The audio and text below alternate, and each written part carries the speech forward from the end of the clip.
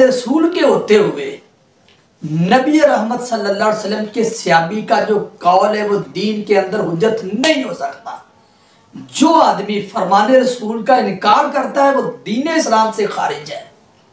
اس کے جاہل ہونے کی سب سے بڑی دلیل یہ ہے کہ فرمان رسول کو بیان کر کے اور پھر بددیانتی کرتے ہوئے، قوم کو گمراہ کرتے ہوئے، دھوکہ دیتے ہوئے دین اسلام کے مکمل ہونے کا انکار کرتے ہوئے صحابی رسول صلی اللہ علیہ وسلم کے قول کو، مرفوع حدیث کو کہ آگے جو ہے وہ اس کو اہمیت دے رہا ہے، مرفوع حدیث کو ٹھکرا رہا ہے۔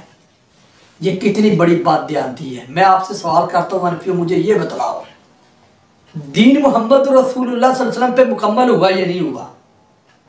جو حدیث سے مبارکہ اس نے بیان کیا بخاری شریف کی باب اللباس کی، کیا وہ حدیث مبارکہ ٹھیک ہے؟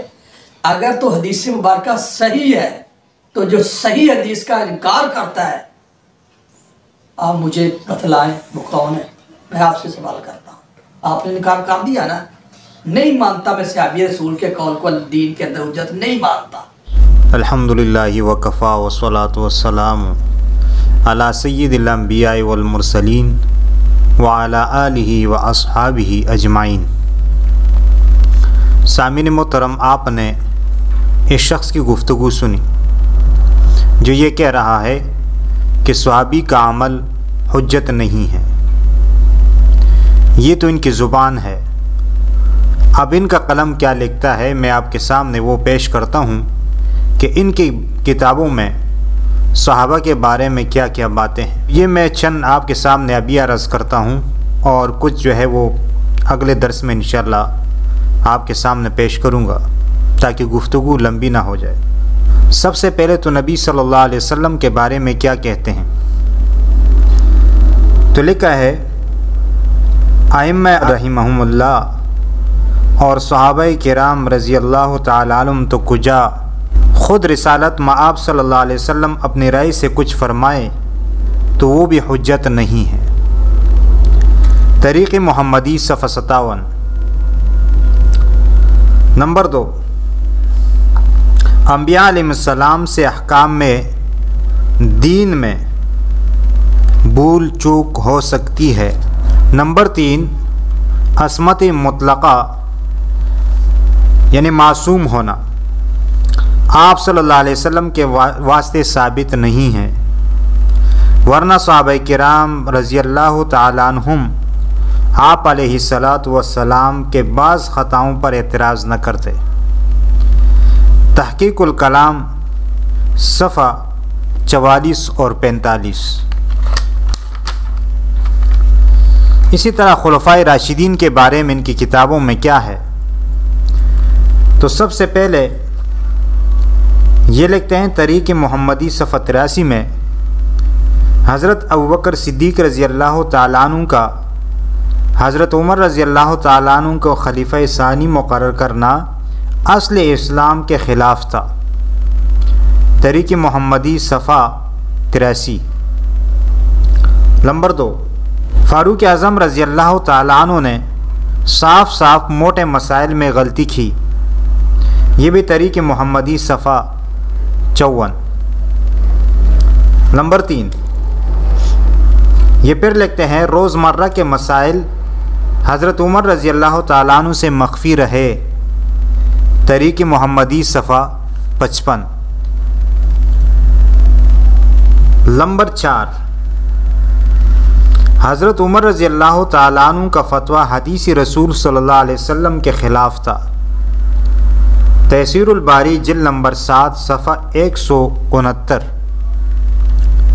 نمبر 5، ہم نے حضرت عمر رضی اللہ تعالیٰ عنہ کا کلمہ نہیں پڑھا جو ان کی بات مانے، فتاوی ثنائیہ جلد نمبر 2 صفحہ 252۔ نمبر 6، اسی فتاوی ثنائیہ میں اللہ تعالیٰ عنہ کے بہت سے مسائل حدیث رسول صلی اللہ علیہ وسلم کے خلاف تھے، فتاوی ثنائیہ جلد 2 صفحہ 252۔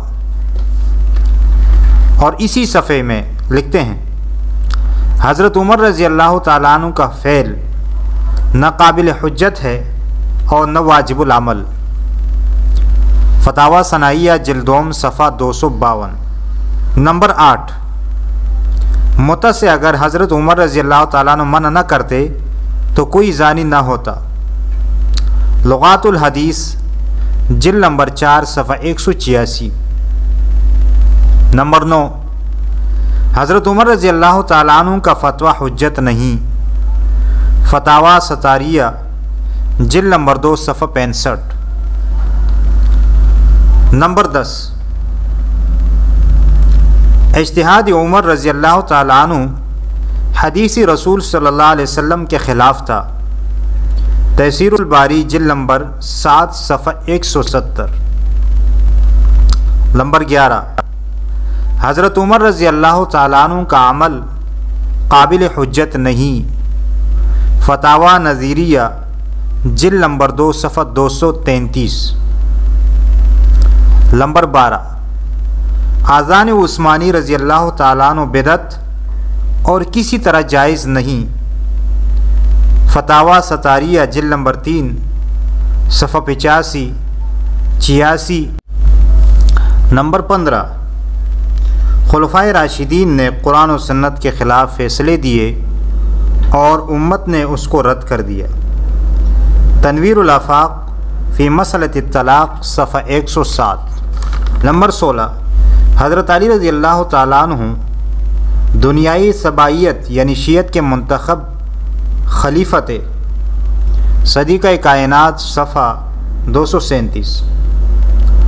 نمبر 17، نبی علیہ السلام کی زندگی ہی میں آپ یعنی حضرت علی رضی اللہ تعالیٰ عنہ حصول خلافت کے خیال کو اپنے دل میں پروان چڑھانے میں مشغول تھے۔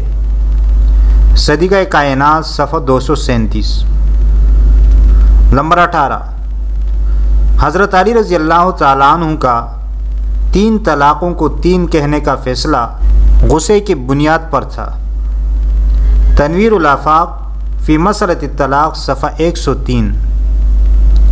نمبر 19، حضرت عمر رضی اللہ تعالیٰ عنہ اور حضرت عبداللہ ابن مسعود رضی اللہ تعالیٰ عنہ کے سامنے 2 آیات اور کئی احادیث کو پیش کیا گیا مگر انہوں نے مصلحت کی وجہ سے نہ مانا۔